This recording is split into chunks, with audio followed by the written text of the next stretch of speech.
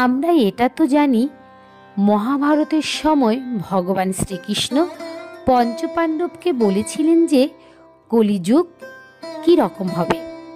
কিন্তু আপনারা কি এটা জানেন, পঞ্চপাণ্ডবকে মহাভারতের সময় ভগবান শ্রীকৃষ্ণ এও বলেছিলেন যে কলিযুগে কিভাবে একজন মানুষ ভগবানকে পেতে পারেন। নমস্কার, ঈশ্বর তত্ত্ব চ্যানেলে আপনাদের সবাইকে স্বাগত। আমি দীপান্বিতা শুরু করছি আজকের এই ভিডিও। আজকের এই ভিডিও থেকে আমরা জানব কলিযুগে কিভাবে একজন মানুষ ভগবানকে পেতে পারেন। এ সম্পর্কে ভগবান শ্রীকৃষ্ণ পঞ্চপাণ্ডবকে কি বলেছিলেন। সম্পূর্ণ ভিডিওটি দেখার অনুরোধ রইল আপনাদের কাছে। আশা করছি ভিডিওটি আপনাদের সমৃদ্ধ করবে। তাহলে চলুন শুরু করা যাক আজকের এই ভিডিও। রামায়ণে বলা আছে, কলিযুগে ভগবান কেবলমাত্র নামের আধারেই অবস্থান করবে।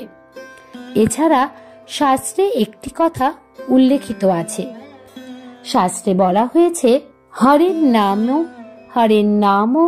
হরের নামেব কেবলম কল নাস্তেব্য গতিরন্যথা। অর্থাৎ একমাত্র হরিনাম এবং হরিনামই করো। কেবল কলিযুগে হরিনাম ছাড়া আর কোনো গতি নেই। তবে শুধু হরিনামের কথাই নয়, এই হরিনাম কিভাবে জপ করবেন তার উল্লেখও শাস্ত্রে আছে। হরিনামের মধ্যে 16 নাম 32 অক্ষর রয়েছে, যাকে মহামন্ত্র বলা হয়। এই মহামন্ত্র উচ্চারণ করলে সকল যজ্ঞের ফলপ্রাপ্ত হওয়া যায়। সেই মহামন্ত্রটি হল হরে কৃষ্ণ কৃষ্ণ কৃষ্ণ হরে হরে, হরে রাম রাম রাম হরে হরে। এই মন্ত্রে প্রচার করেছিলেন স্বয়ং শ্রী চৈতন্য মহাপ্রভু, যিনি ছিলেন ভগবান শ্রীকৃষ্ণ এবং রাধারানীর মিলিত অবতার। আর এই মন্ত্রে প্রচার করেছিলেন তার সকল ভক্তরা। শ্রীকৃষ্ণ চৈতন্য মহাপ্রভুর বক্তব্য ছিল যে এই মন্ত্র হল সকল মন্ত্রের সমন্বয়। কলিযুগে এই মন্ত্রকে জপ করলে সকল মন্ত্র জপের ফল লাভ হয়। এই কারণে এটি মহামন্ত্র।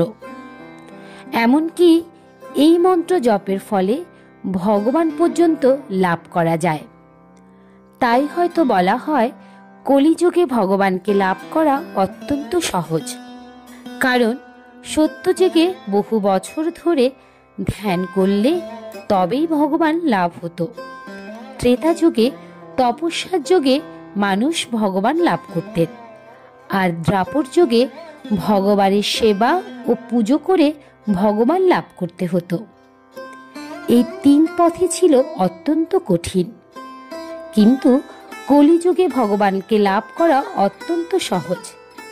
কারণ কলিযুগে মানুষের আয়ু কম ও ধৈর্য ও সহ্য কম। কলিযুগে কঠোর তপস্যা, ধ্যান ও সেবা পূজা করা সম্ভব নয়। তাই কলিযুগে ভগবান নামরূপে অবস্থান করেছেন। কলিযুগে ভগবানকে লাভ করতে গেলে কেবলমাত্র হরে কৃষ্ণ মহামন্ত্র নামই জপ করতে হয়। এই নাম জপের ক্ষেত্রে আবার কোনো স্থান বা সময়ের বাধা নেই। যে কোনো সময়, যে কোনো পরিস্থিতি এবং যে কোনো স্থানে একজন ভক্ত এই হরে কৃষ্ণ মহামন্ত্র নাম জপ করতে পারে। শ্রীমদ্ ভগবতমে অজামিল নামে একজন ব্রাহ্মণের কথা বলা হয়েছে, যিনি সত্যযুগে গুরুতর পাপ করেছিলেন। তিনি বিবাহিত হওয়ার পরেও নিজের স্ত্রীকে কষ্ট দিয়ে বেশ্যার সঙ্গে সহবাস করেছেন। এমনকি সেই বেশ্যার সঙ্গে থাকার ফলে তিনি এক পুত্র সন্তানের জন্ম দিয়েছিলেন। তার নাম রাখা হয়েছিল নারায়ণ। মৃত্যুর সময় তিনি তার নিজের সেই পুত্রের নাম ধরে, অর্থাৎ নারায়ণ নারায়ণ বলে ডাকছিলেন। সেই সময় স্বয়ং ভগবান নারায়ণ তার সামনে উপস্থিত হন। দ্বাপর যুগে যখন দুর্যোধনের আদেশে দুঃশাসন দ্রৌপদীর বস্ত্র হরণ করেছিলেন, তখন পঞ্চপাণ্ডব প্রতিজ্ঞাকেই ধর্ম বলে মনে করে প্রতিজ্ঞার বন্ধনে আবদ্ধ হয়ে চুপ করেছিলেন। সেই সময় দ্রৌপদী কাঁদতে কাঁদতে সভায় উপস্থিত সকলের কাছে তাকে সাহায্য করার মিনতি করেছিলেন, কিন্তু কেউ তাকে সাহায্য করেনি। তিনি তখন তাকে অনাথ বোধ করে নাথ শ্রীকৃষ্ণের নাম জপ করেন এবং তখন ভগবান শ্রীকৃষ্ণ দ্রৌপদীর বস্ত্ররূপে স্বয়ং প্রকট হন, যার ফলে দ্রৌপদীর বস্ত্র টানতে টানতে দুঃশাসন ক্লান্ত হয়ে নিজেই মাটিতে পড়ে গেল, কিন্তু দ্রৌপদীর বস্ত্রহরণ আর হলো না। বস্ত্রহরণের হাত থেকে কৃষ্ণই দ্রৌপদীকে রক্ষা করলেন। রাজা পরীক্ষিতের বৈদ্য ধন্বন্তরী বক্তব্য ছিল যে নাম জপ হলো একটি ঔষধি যা সকল রোগকে নষ্ট করে দেয়, কিন্তু নাম জপের ফলে পাপ তখনই নষ্ট হয় যখন কৃতকর্মের জন্য মনের মধ্যে প্রায়শ্চিত্তের সৃষ্টি হয় এবং সেই পাপ পুনরায় না করার বিষয়ে মনের মধ্যে দৃঢ় সংকল্প থাকে। তবেই নাম জপের ফলে একজন ব্যক্তি ভগবানকে প্রাপ্ত হন।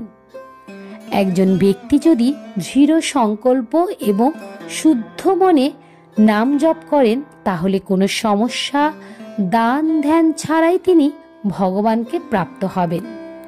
তাহলে এ পর্যন্তই। ভিডিওটি যদি আপনাদের ভালো লেগে থাকে তবে অবশ্যই একটি লাইক করবেন এবং কমেন্টে রাধা মাধবের জয়গান করতে ভুলবেন না যেন। এ ধরনের ধর্মীয় ভিডিও পেতে এবং নিয়মিত গীতা পাঠ শুনতে চ্যানেলটিকে অবশ্যই সাবস্ক্রাইব করবেন। দেখা হচ্ছে অন্য আরেকটি ভিডিওতে। ততক্ষণ পর্যন্ত আপনারা ভালো থাকবেন, সুস্থ থাকবেন। হরে কৃষ্ণ কৃষ্ণ কৃষ্ণ হরে হরে, হরে রাম রাম রাম হরে হরে। নমস্কার।